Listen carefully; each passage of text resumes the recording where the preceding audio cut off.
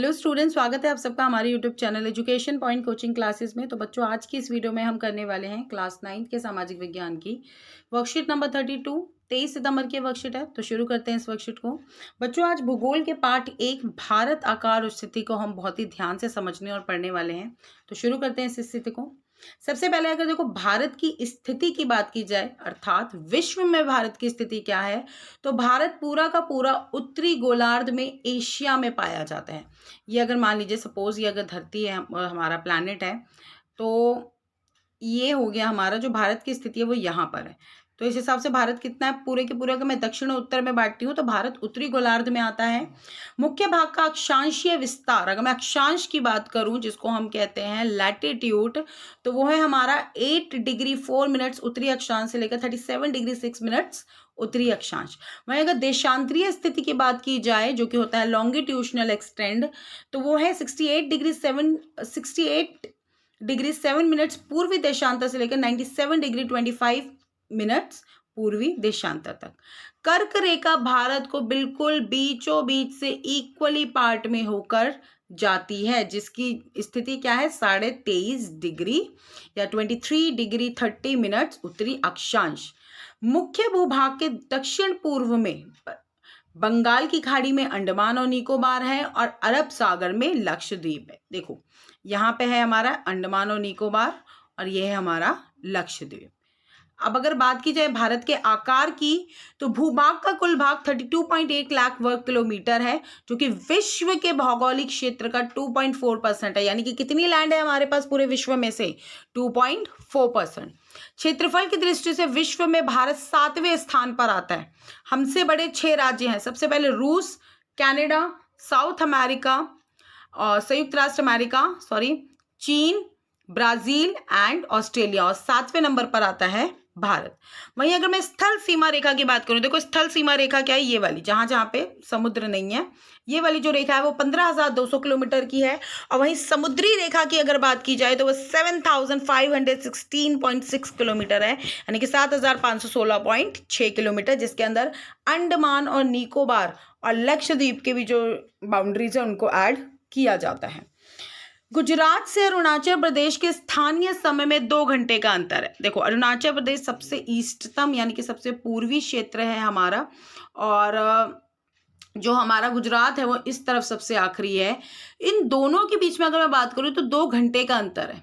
लेकिन क्या हमारे जो घड़ियां हैं वो अलग अलग समय दिखाती हैं? नहीं, दोनों एक ही समय दिखाती हैं, क्योंकि देशांतरीय विस्तार लगभग 30 डिग्री का है और 1 डिग्री जो डिनोट करती है वो 4 मिनट का डिले करती है।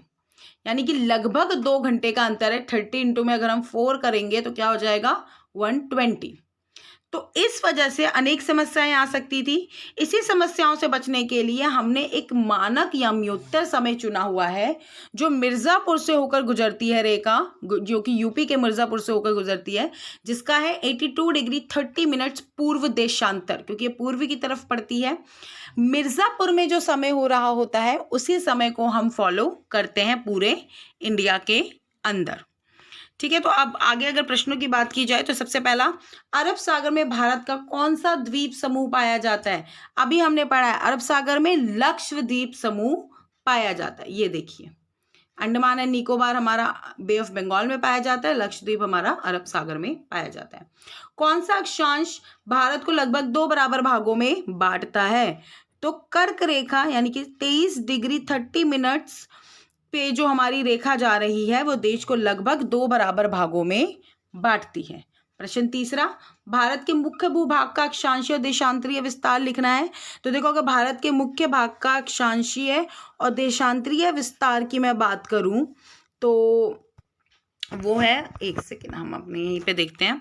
अक्षांशीय विस्तार हमारा 8 डिग्री 4 मिनट्स उत्तरी अक्षांश से लेकर 37 डिग्री 6 मिनट्स उत्तरी अक्षांश तक, और देशांतरीय विस्तार है हमारा 68 डिग्री 7 मिनट्स पूर्वी देशांतर से लेकर 97 डिग्री 25 मिनट्स पूर्वी देशांतर तक।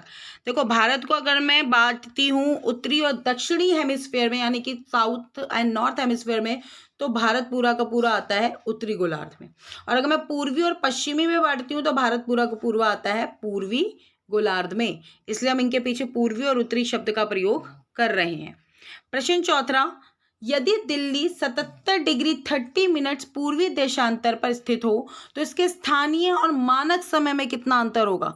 तो देखो, अगर दिल्ली हमारा इस पर देखो, हम पहले तो हम ये देख लें कि 1 डिग्री का मतलब होता है 4 मिनट, यानी कि 4 मिनट। इस प्रकार जो हमारा जो GMT है, ग्रीन मीडिएट टाइम जो है, जो विश्व में माना जाता है, उससे भारत की जो स्थिति है ना, वो लगभग 5.5 घंटे हमारा जो समय है वो इससे आगे चलता है।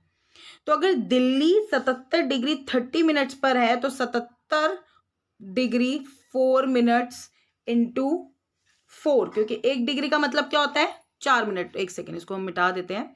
77 डिग्री 4 मिनट्स इंटू में 4, तो कितना आ जाएगा हमारा 310 मिनट, यानी कि 5 घंटे 10 मिनट।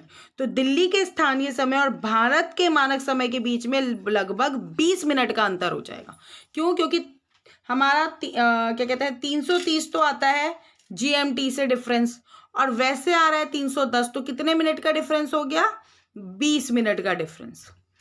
तो इसी के साथ आज की वर्कशीट हमारी पूरी होती है। मिलते हैं नेक्स्ट वीडियो में, तब तक पढ़ाई जारी रखिए। Thank you so much.